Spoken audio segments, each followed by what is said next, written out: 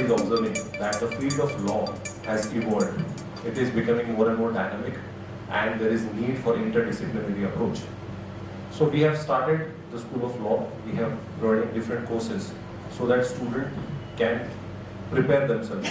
Because at this current situation, a lot of situations and a lot of problems have to be sorted out legally. We see problems happening every day in our society. So MIT ADT School of Law has started providing new courses. I'll just mention a few, the ones which are very much important under School of Law. There are different institutions as well. But under School of Law, we are providing BBA LLB course. Now, BBA LLB course is after 12th standard. It is a 5-year course, which is an integrated course where you will be getting 2 degrees: BBA, Business Administration, and LLB. The second course which we have started, it is LLB, Bachelor of Law, which is after graduation. It is a 3-year course. We also have Master Program. It is a 2-year course, LLM. And we are also providing the postgraduate diploma in certification in legal journalism. So we are also providing, that is a 1-year course, you can do it online as well. So that is also which we are providing. Along with that, we do also have a PhD program where people can enroll for doing PhD in law. We have 2 specializations in master program. One is intellectual property rights, which are linked to patents, copyrights, geographical indications, etc. And another specialization in cyber law. Because specifically after Corona, cybercrime has increased a lot, and there are a lot of people who require experts who are experts at cyber law as well as cybercrime, both of them. So these are all the new courses which we have started, and I hope that majority of the students do make use of such courses and do graduations in the field of law, which will really help them, not only themselves but also our society. Because law just not financially but also socially very much important to each and every individual. I'll just hand over the mic to Professor Subrut Dev sir. He'll just carry forward. Thank you. I'd like to highlight a few major points about the career opportunities in the law. As we have started this course, and as my colleague has already elaborated about the various activity, or you can say the courses offered by the MIT ADT University School of Law also, which we have started. Now, talking about the career opportunities in law, now each and every individual nowadays require one lawyer. Always you will see now that you require one family doctor and you require one lawyer. There is now a need everywhere you can say that you should have the knowledge of law everywhere. So it has become a need that so our university has focused on that we should also offer the courses of law. And here you will see that as a career opportunities in the law also, though many opportunities have been increased, you will say there is now legal courses outsourcing where people can directly go to the multinational companies.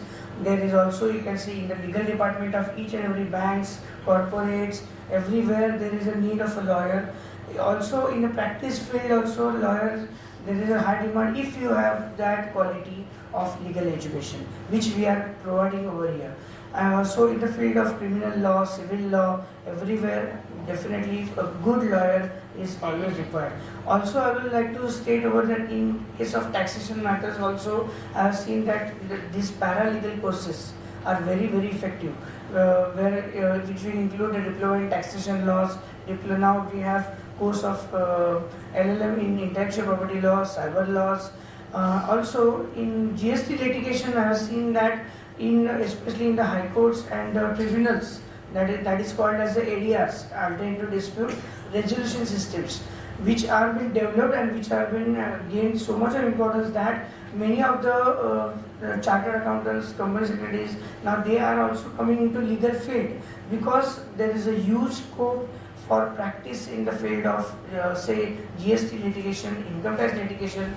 We have tribunals, that is the appellate tribunal, there you can go in appeal to the high courts as well as the Supreme Courts also. So the need of the lawyer is everywhere it is necessary. It is not that I am into some another course, I should not do law, should not study law. Definitely everybody, I will appeal over here that there is a need to have a lawyer at home and you should have a legal knowledge at least. So that's why we as a career opportunities in the law, I will definitely say that please do join us for this, as we are imparting good quality legal education in our School of Law, MIT ADT University School of Law. I would like to thank everyone for. I will just hand over the mic to Chandrakant sir. To the question and answers, I would like to talk about the campus. See, our campus is widely spread across the 130 plus acres, and it is known for the legendary actor Raj Kapoor ji, because it has the name of a Vishwaraj campus. Vishwaraj campus. So why it is because it has earlier before our founding father Vishwanath Karad sir, they purchased the land. Before that, it has been owned by the legendary actor Raj Kapoor ji, and there he has the studio named as the Raj RK Studio. It is also situated in the Mumbai issue, but earlier it was there in that campus. Many, I don't remember because I don't belong from that generation, but I have heard that more than the 15 films and some scenes of the films have been shotted there at the same campus. It is a very beautiful campus which also has the world largest dome, which has the height of 180 meters. So these are also one of the specialties and unique capabilities of our campus. Also, we had the many sports infrastructures and many other things. As you all know, or you must have been heard that MIT is known for the engineering colleges, because the first engineering college, the first private engineering college in the Maharashtra have been formed by the Dr. Vishwanath Karad sir in the 1984 in the Pune. So after that, Dr. Mangesh Karad sir, who is the executive president of our institute, has decided to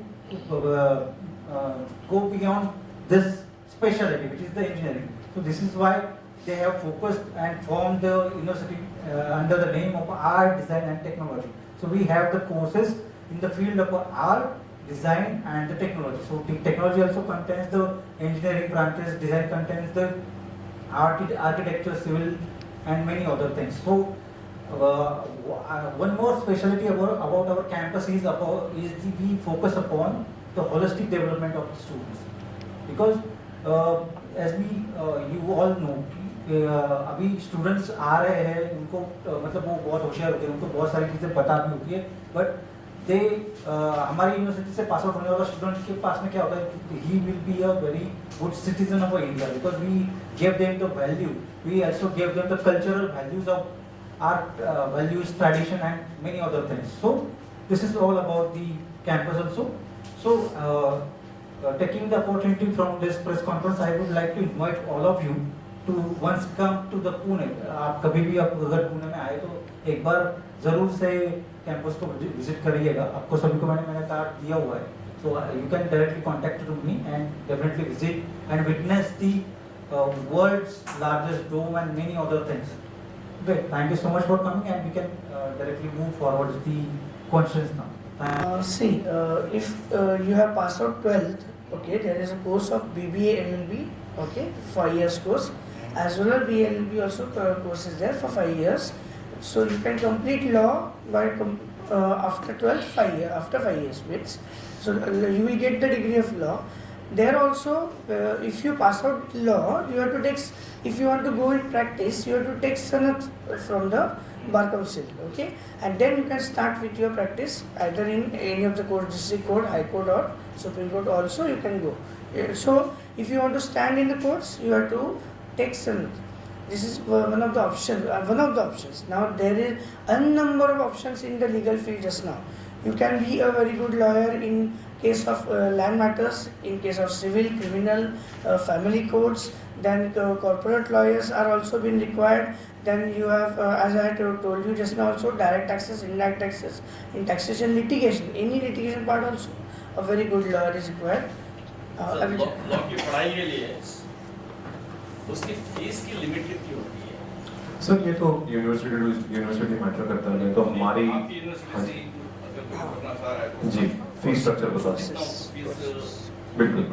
देखिए, अगर आप 5 year course को जाते हैं BBA LLB, तो जो फी है वो per year 3 lakh rupees per annum है, हर साल का 3 लाख रुपए. But we are providing scholarships based on the marks of 12th standard. तो अगर मैं आपको एक एग्जांपल दूं इसी का, तो अगर कोई बच्चा 12th स्टैंडर्ड में 90% या अबाउट आता है, इट्स कंप्लीटली मेरिट बेस्ड, तो 50% स्कॉलरशिप दे रहे हैं, तो डायरेक्टली जो फी होती है वो बन जाती है 1,50,000। उसके बाद अगर कोई बच्चा 75% लाता है, 70% लाता है, तो उसको 40% स्कॉलरशिप है, तो फी बनती है 1,80,000।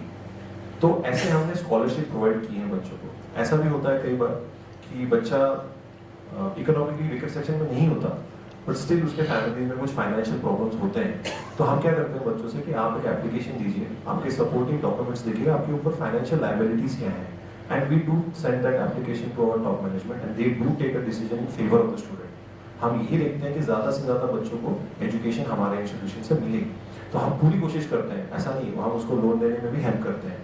सो we do provide all kind of financial help also, कि वो इंस्टॉलमेंट में पैसे भर सकता है। ऐसा नहीं कि अगर आप जब तक पूरी फी नहीं भरोगे तो हम आपको एडमिशन नहीं देंगे, ऐसा नहीं है। We understand money is a big issue for lot of people, तो हम पूरा कोशिश करते हैं अलॉन्ग विद स्कॉलरशिप, अगर उसको और हेल्प चाहिए तो हम करते हैं सर। कुछ फीस माफ करते हैं आप? हाँ जी, स्कॉलरशिप के अंडर हम जैसे मैंने बताया माफ करते हैं, मतलब व्हाट लाइक आप क्या विदाउट पेड लोन के बिना? सर लोन के बिना भी हम जैसे मैंने बोला इंस्टॉलमेंट्स में दे सकते हैं, पूरी तरह से माफ आप बोल लो कि जीरो ऐसा नहीं है सर। इकोनॉमिकली वीकर सेक्शन के लिए 10% कोटा है हमारे पास, तो उसके अंदर जो हमारी पॉलिसी है जो यूजीसी फॉलो करती है उसके हिसाब से हम करते हैं। यस सर, जैसे मैंने बताया, सर ने भी बताया कि MIT is a very well renowned university. या एग्जैक्टली, तो हमारे यहाँ पे तो सेंट्रलाइज प्लेसमेंट सेंटर है, जहाँ पे सारे हम HR लोगों के साथ हमारे एग्रीमेंट्स बन चुके हैं कि आपको कौन से लोग चाहिए। तो कोई बोलता है मुझे 4 इंजीनियर चाहिए, कोई बोलता है 2 लॉयर चाहिए, कोई बोलता है मैनेजर चाहिए। तो उनकी HR पॉलिसी के हिसाब से कि हमको इतना परसेंटेज या इतने मार्क्स या इतने सर्टिफिकेट्स होंगे तो बच्चा एलिजिबल बनता है। तो जो जो बच्चे उसमें एलिजिबल होते हैं हम सभी बच्चों को इन्फॉर्म करते हैं, मेल करते हैं कि आप यहाँ पे अप्लाई कर सकते हो, यहाँ पे इनका इतना पैकेज है। तो बच्चा जो है उसको व्हाट्सएप पे, उसको मेल पे हम और पर्सनली भी हम जाके बताते हैं बच्चों को कि तू एलिजिबल होता है तो तू अप्लाई कर ले। तो जितना ज़्यादा उसका प्लेसमेंट हो सकता है उतना अच्छा है। अभी last year the maximum package वो 71 lakhs पर एनम मैडम। तो MIT की ब्रांड है, बच्चा कैसा पढ़ता है, उसके मार्क्स कैसे हैं, उसके बेसिस पे मैम उसको प्लेसमेंट होती है। हाँ जी, मैं थोड़ा सा सर ने होलिस्टिक डेवलपमेंट के बारे में बताया, मैं उसके बारे में थोड़ा सा कहना चाहूँगा कि 2020 में गवर्नमेंट ने नेशनल एजुकेशन पॉलिसी पास की थी, जिसमें ये होलिस्टिक डेवलपमेंट की बात कर रहे हैं। तो मैं आपको बताना चाहता हूँ कि हमारे जो कोर्सेज हैं BBA, LLB, उसके अंदर होलिस्टिक डेवलपमेंट मतलब क्या है। बच्चा लॉ के साथ फॉरेन लैंग्वेज सीखता है, हमने ऑप्शन दिए बच्चों को कि आप ये 4-5 ऑप्शन है फॉरेन लैंग्वेज, आप उसमें से सिलेक्ट कर सकते हो। Second, there is also an option for creative art, performing arts, मतलब it can be related to dance, music, painting, sketch, मतलब परफॉर्मिंग आर्ट्स में के जो अलग अलग एट्रीब्यूट्स है उसमें से वो कर सकता है। उसके अलावा हम हेल्थ प्रैक्टिसेस भी इंक्लूड करते हैं कि बच्चे को हफ्ते में 1 दिन 2 घंटा मैंडेटरी उसको फिजिकल एक्टिविटी सिखाया जाता है, ग्राउंड फिटनेस, जिम में एक्सरसाइज कैसे करते हैं। उसके अलावा सूर्य नमस्कार, वही कई बच्चों को फिटनेस का कुछ पता नहीं है कि सूर्य योगा, मेडिटेशन, जुम्बा। एंड जैसे सर ने बताया इतना बड़ा 125 एकड़ से ज़्यादा हमारा कैंपस है, पीछे तो नदी है, बुढ़ामुठा नदी जाती है, जहाँ पे रोइंग के स्पोर्ट बच्चों से ट्रेन किया जाता है। मैं खुद रोइंग करता हूँ, I am my self player, मैं खुद आर्चरी खेल चुका हूँ, मैं खुद पिछले 3 सालों से मैं खुद पिछले 3 सालों से 2022 से 24 से इंडोर आर्चरी में नेशनल चैंपियन रह चुका हूँ और हूँ अभी भी खेलता हूँ आर्चरी। तो ऐसे हम क्यों, because this facilities are there in MIT में आर्चरी है जो आप नहीं देखेंगे, आर्चरी है, बॉक्सिंग है, बैडमिंटन है, टेनिस है, कबड्डी है, खो खो है, हॉकी है, क्रिकेट है, क्रिकेट तो होता ही है, फुटबॉल है, और इन सभी चीज़ों को कोच है। इट्स नॉट दैट कि बच्चे जाके खेल रहे हैं, every sport has a coach जो उस बच्चे को गाइड करता है, ताकि हम उस बच्चे को नॉट ओनली इंटर यूनिवर्सिटी या यूनिवर्सिटी लेवल तक या स्टेट लेवल तक, ताकि वो बच्चा इंटरनेशनल तक खेल सकता है। और ये सिर्फ बच्चों को ही नहीं, इवन स्टाफ मेंबर्स को भी, जैसे मैंने खुद कहा मैं करता हूँ, तो हमको भी वो सपोर्ट करते हैं, बिकॉज होलिस्टिक डेवलपमेंट बच्चों के साथ हमारी जो एम्प्लॉइज हैं उनकी भी तो मेंटल हेल्थ और सब इम्पोर्टेंट है, तो वो भी सारे फैसिलिटीज है, स्विमिंग पूल है, जिम जी है ना। हाँ जी, मैंने जैसे बताया we have a 1 year course, post graduate certification legal journalism जी, उसकी फी है 30,000 रुपीज़। वो 1 साल का होता है, ऑनलाइन सेशंस होते हैं, शाम को 1 घंटा, 3:30 से 4:30 के बीच में 1 घंटा ऑनलाइन सेशन होता है, मैं खुद पढ़ाता हूँ। सो लीगल जर्नलिज्म बेसिकली अब जैसे बहुत सारे जर्नलिस्ट होते हैं, लॉ का थोड़ा सा नॉलेज कम पड़ जाता है तो कभी कभी डिफेमेशन या कंटेम्प्ट ऑफ कोर्ट ऐसे प्रॉब्लम्स हो जाते हैं जो कि which are restrictions under the Indian constitution themselves. तो हम ये बताते हैं कि भाई आप जब लिखते हो तो लीगली करेक्ट कैसे लिखें, क्योंकि थोड़ा सा स्पेलिंग मिस्टेक है इधर का उधर हो गया तो बहुत बड़ा फर्क पड़ जाता है और आपको पता है कॉन्सिक्वेंसेस, फिर अपॉलॉजी लेकर ये वो केस बन जाती है, फिर एडवोकेट लगेगा आपको। तो इससे अच्छा है कि अगर आप पहले से अगर वो लीगली आपको पता है कि क्या गलत है क्या सही है तो that is anything better. Cyber law, हाँ सर। साइबर लॉ कोर्स, हाँ जी। ये कैसे सुझाव? सुझाव कैसे? सर मैं इवन तो लॉ प्रोफेसर हूँ, मेरा basic graduation sir computer engineering है, मैंने कंप्यूटर इंजीनियरिंग करके मैंने LLM किया हुआ। तो सर मैं साइबर लॉ खुद पढ़ाता हूँ, तो हमारी प्रिंसिपल मैम सब डॉक्टर सब वो भी ऐसी हैं कि जो साइबर में एक्सपर्ट है। तो ये रियलाइजेशन ऐसा है कि डिमांड बहुत है मार्केट में। हमने ये स्टडी किया क्योंकि मैं जैसे साइबर क्राइम्स बढ़े 200 टाइम्स साइबर क्राइम बढ़ गए थे लॉकडाउन के समय पे, but there were no experts, मतलब उनको लॉ पता है टेक्निक नहीं पता, जिसको टेक्निकल पता है उनको लॉ नहीं पता। तो ये जो साइबर लॉ का जो कोर्स है उसके अंदर not only Indian laws but also हमने इंटरनेशनल लॉ का कॉम्बिनेशन करके कि हमारा लॉ स्थापित कैसे हुआ, उसकी इम्प्लीमेंटेशन कैसी हो रही है और प्रॉब्लम्स क्या है, ये पूरा मिलके एक पैकेज है 2 साल का साइबर लॉ का। क्योंकि आप देखेंगे corporate law, business law, constitutional law, human rights, crime में आपको हर इंस्टीट्यूट में ये स्पेशलाइजेशन मिल जाएंगे। साइबर लॉ और इंटेलेक्चुअल प्रॉपर्टी राइट्स मतलब patents, copyrights, trademark, geographical indication, ये बहुत रेयर है, तो इसलिए इसका डिमांड बहुत बढ़ रहा है क्योंकि इसमें एक्सपर्ट्स कम है। फ्यूचर तो यही है साइबर, फ्यूचर तो आप सबके हाथ में मोबाइल है, सब रिकॉर्डिंग सेक्शंस होते हैं जी सेक्शंस होते हैं जी। साइबर लॉ में अगर आप मुझे IT एक्ट बोलेंगे तो it is around 80 to 90 sections are there. It's a small act, information technology act 2000 is the basic act. वो बेसिक एक्ट है। 2008 में उसका अमेंडमेंट हुआ है, लेकिन अभी 2024 चल रहा है, फिर भी कोई अमेंडमेंट नहीं हुआ है। That's a sad part and the technology has advance so much कि प्रॉब्लमेटिक हो गया है। श्रेया सिंघल करके एक केस थी, मैं जरूर कहना चाहूँगा, उसमें एक सेक्शन 1066 करके उसको हटा दिया गया। क्यों हटाया गया? क्योंकि उसके अंदर की जो वर्डिंग थी वो वेग थी कि कोई भी कुछ भी लिख देता था, अगर किसी इंसान के किसी कम्युनिटी की फीलिंग्स, देखो मैंने शब्द का इस्तेमाल किया फीलिंग्स, वो अगर हर्ट हो जाती है तो that is very very wide interpretation. तो वो हटा देने के बाद आप आज देख सकते हैं सोशल मीडिया पे you can see that how many people are using bad language and there is no consequences. तो कई बार ऐसा रियलाइजेशन आया कि वो सेक्शन हटाया जरूर, because sometimes government was using it against journalist who speak about the government in जो criticise करते हैं, तो हटा दिया गया। लेकिन अब ये रियलाइजेशन हो रहा है कि आप देखोगे सोशल बुलिंग या साइबर बुलिंग जो चल रही है, कि हार्दिक पांड्या का एग्जांपल मैं देना चाहूंगा कि IPL में मतलब प्लेयर है यार, वो क्या कर रहे हो, यू नो, अभी suddenly there is sympathy, suddenly there is, अभी उसका डिवोर्स होने वाला था वो भी नहीं हुआ, मतलब क्या लिख रहे हो, क्या बोल रहे हो, देयर इज नो कॉन्सिक्वेंसेस, कोई कॉन्सिक्वेंसेस नहीं। इसलिए I personally feel that we do need changes in cyber law. Data protection act अभी आने वाला है कि हमारा डेटा ही मार्केटिंग एजेंसी में हमें कहाँ से भी कॉल आता है, इंश्योरेंस ले लो, कैसे आ रहा है, how anybody can just give out personal information to anybody, that person knows my name, my age, my gender, that person knows my about me everything and then that person is saying इसको insurance की जरूरत पड़ सकती है, medical, health, phone आते हैं, इनके पास हमारे नंबर जाते कैसे? It's a total marketing strategy. उसके लिए प्रोटेक्शन, हमारी प्राइवेसी जो हम इंडिया में बिल्कुल वैल्यू नहीं करते, but in the coming future privacy is going to be very important. Google देता हुआ आप गूगल कीजिए सर, आप सिर्फ गूगल कीजिए, जैसे शूज़ खरीदने हैं तो आपके फेसबुक पे, इंस्टाग्राम पे सारे शूज़ के ऐड आएंगे sir. No, one more thing is that now we need the protection for that is security against every measures. I will say. First, you must see now the way the artificial intelligence is going further. Everybody is now going to have a major challenge is to right to privacy of the person, because everything is being cracked outside now. Here also you will need the law. Okay, for artificial intelligence, you have seen the chat GPT, the chat bot, and what is now it is been going on just now, where we are moving now. It is necessary to have cyber security everywhere, right to privacy everywhere. Now the next, if you see the NEP also, the policy definitely they are going to change many things which will come in next 2 years, I will say. So it's a challenge, and definitely it's a challenge to the law also, because you have to frame. Now one more thing, which the bills have been already been introduced, the 4 bills, that is that the CRPC Act is now going to be gone now.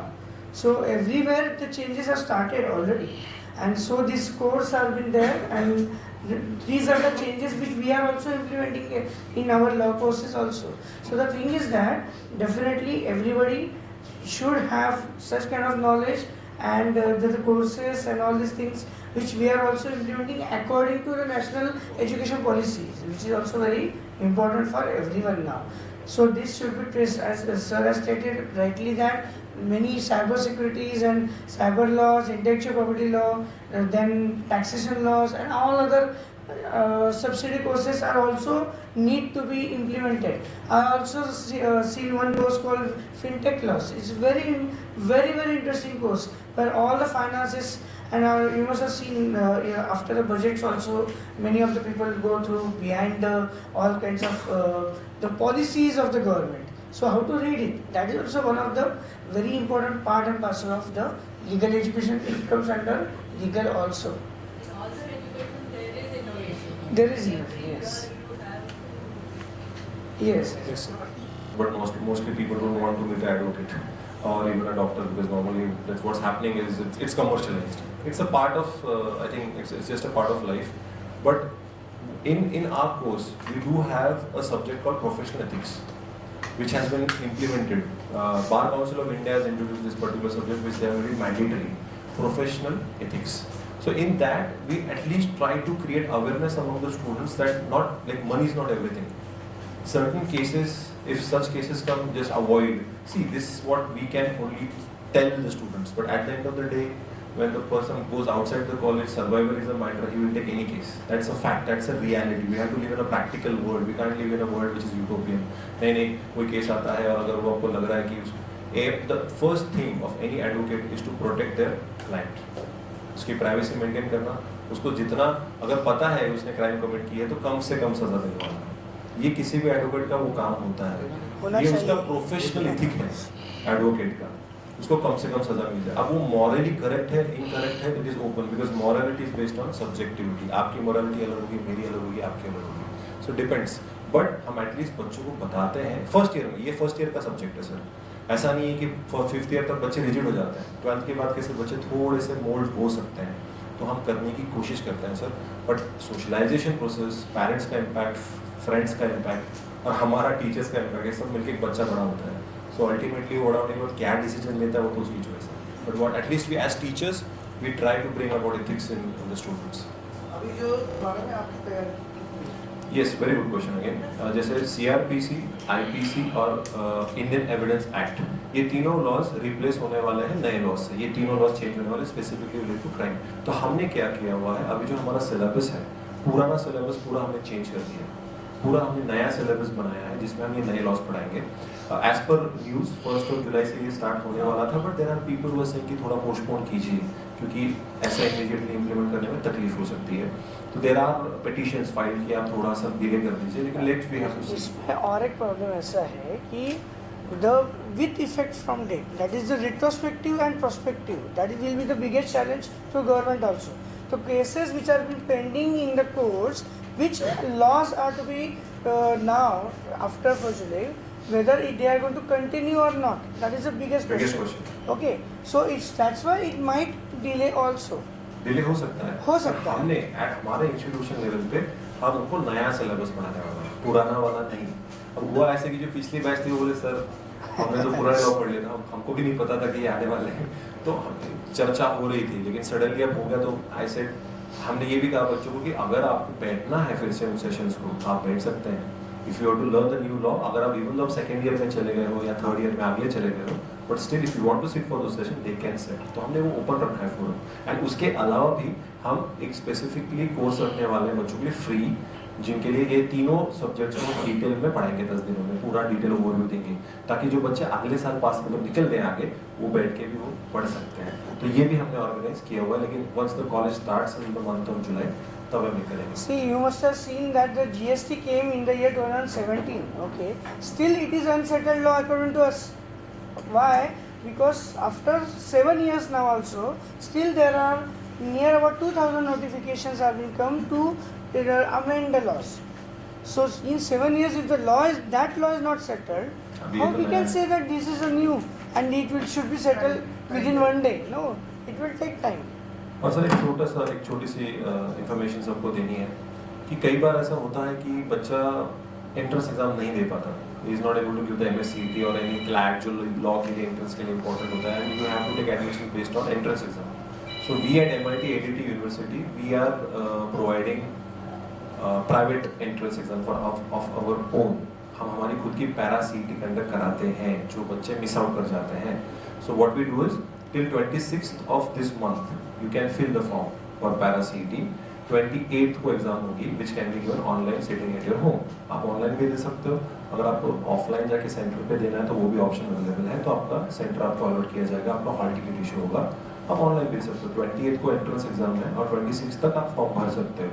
तो बच्चा जो miss out कर जाता है, जो entrance नहीं दे पाता, या बहुत लो स्कोर है जिसको नहीं, उसको एडमिशन नहीं हो रही है, तो हम डेफिनेटली उस बच्चे को हेल्प करते हैं through our private entrance exam. तो ये इन्फॉर्मेशन इंपॉर्टेंट मैं आपसे तो मंथ ऑफ जुलाई में जो एडमिशंस होने वाले हैं, जी सर. वो किस तरह से, मतलब ऑनलाइन में होंगे या बच्चों को आकर वहाँ पे फॉर्म भर के एडमिशंस लेना है, और कितने एडमिशंस होते हैं जिसके बाद से आपका कोटा फुल होता है? जी सर, डेफिनेटली बताऊंगा आपको. जी हमारा BBA LLB के 60 का इंटेक है, LLB का 60 का इंटेक है, LLM का 20 है, और post graduate diploma in legal journalism 20 है. This is the maximum quota which has been allotted to अस.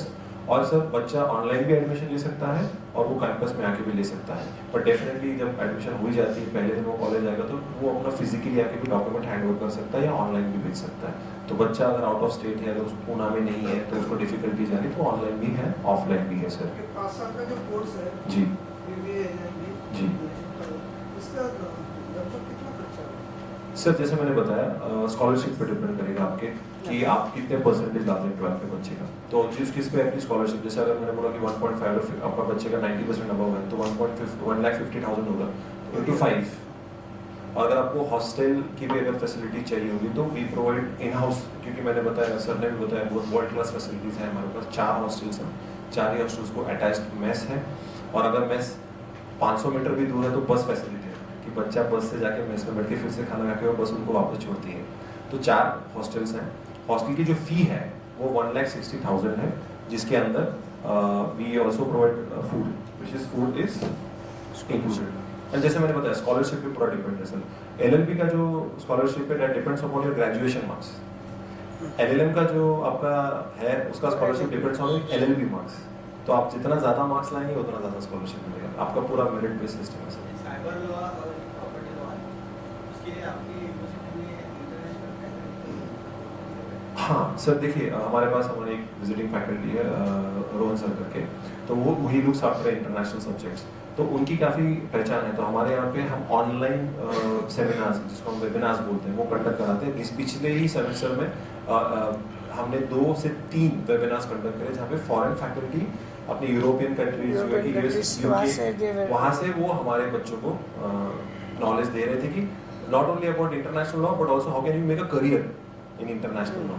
उसमें भी बता रहे थे, क्योंकि हमारे BBA LLB कोर्स में भी ऐसे सर्टेन ऑप्शनल्स हैं जहाँ पे बच्चे सिर्फ इंटरनेशनल लॉ में स्पेशलाइजेशन कर सकता है, और अगर वो फॉरेन लैंग्वेज भी सीखता है तो वो जो कॉम्बिनेशन है कि अगर फ्रेंच पढ़ लेता है और इंटरनेशनल लॉ में स्पेशलाइजेशन करता है तो उसको आगे प्लेसमेंट में काफ़ी हेल्प होती है. कंपनीज चाहती है कि यार इसको तो फ्रेंच आती है तो इसको यूरोप भेज सकते हैं, या जर्मन आती है, स्पेनिश आती है, तो उनको वो प्रीफर करेंगे, तो उसको आगे जाके जॉब मिलना थोड़ा सा आसान हो जाता है. होलिस्टिक पॉइंट ऑफ व्यू से बात कर रहा हूँ. तो आप जो बोल रहे हो, जो फॉरेन की फैकल्टी है वो ऑनलाइन आती है. अभी तक ऐसा नहीं ऑन कैंपस, अभी तक तो सर कोई फॉरेन फैकल्टी नहीं आई, बट हमने ऑनलाइन ऑर्गेनाइज करा है. Yes, and we are planning for this type council also. Of India या फिर bar council of Maharashtra Goa के बड़े वकील एडवोकेट्स हैं, कभी आते हैं आपके यहाँ? सर बहुत I will tell you my name also. बताइए, बता रहे sir. Bar Council of Maharashtra and Goa, now the especially the president, the chairman of this, he's already been associated with us, okay, and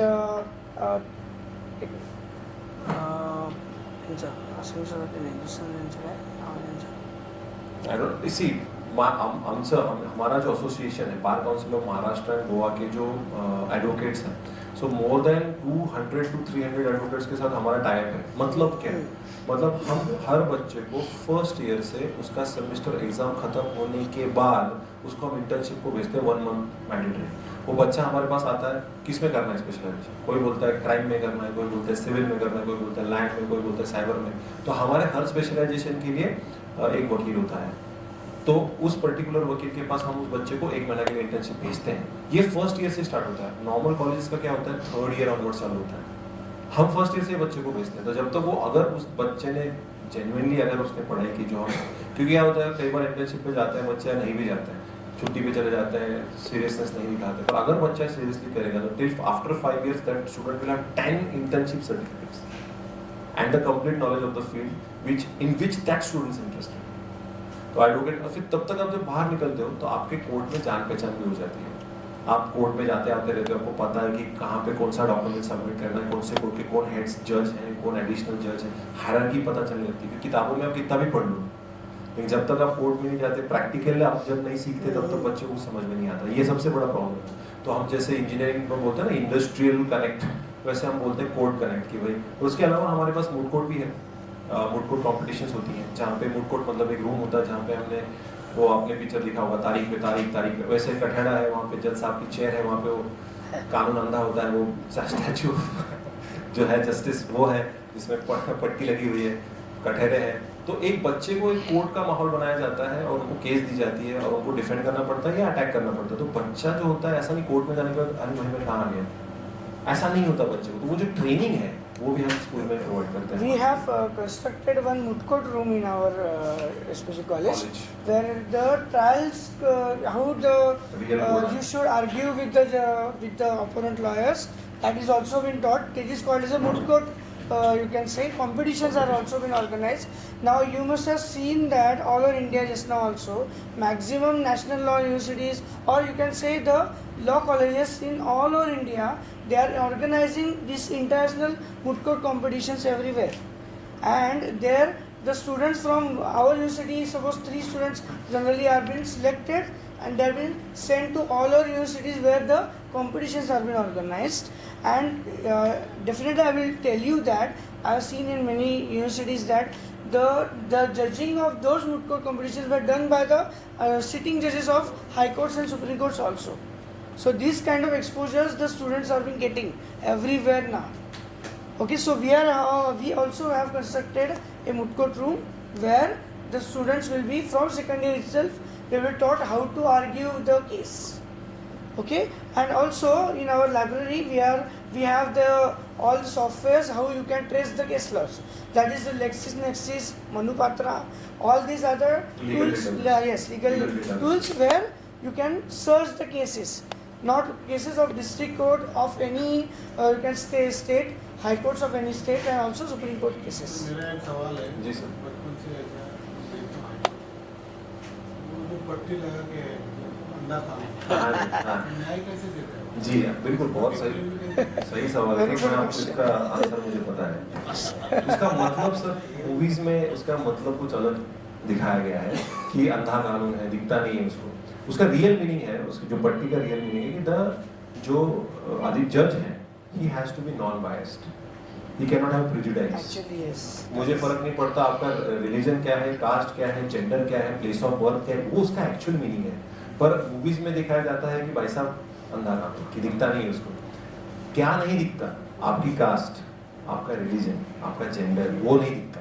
तो law is equal to everybody. आप इस देश के प्रधानमंत्री हैं या आप जर्नलिस्ट हैं या टीचर हैं, लॉ सभी के लिए समान है। करेक्ट? तो ये उसका एक्चुअल मीनिंग है उस पर्टिकुलर स्टैचू का, कि वो पट्टी क्यों है आपको, क्योंकि दैट पर्टिकुलर जज has to be non biased, non prejudiced and have no kind of favoritism towards any one particular party. That is the